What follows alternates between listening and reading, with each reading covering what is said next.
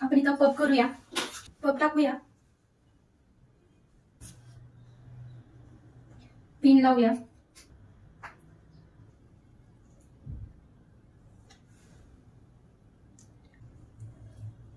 Round round करूया।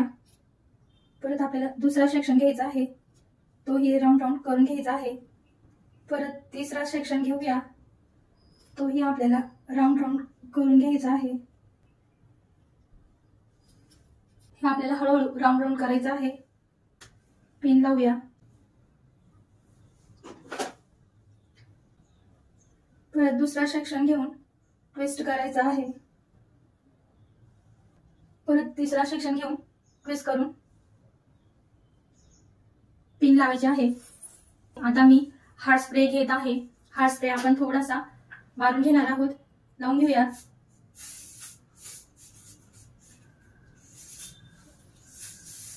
कारण की आपली हेअरस्टाईल ही जागच्या जागी राहील, सरकणार नाही, केस इकडं तिकडं निघणार नाहीत।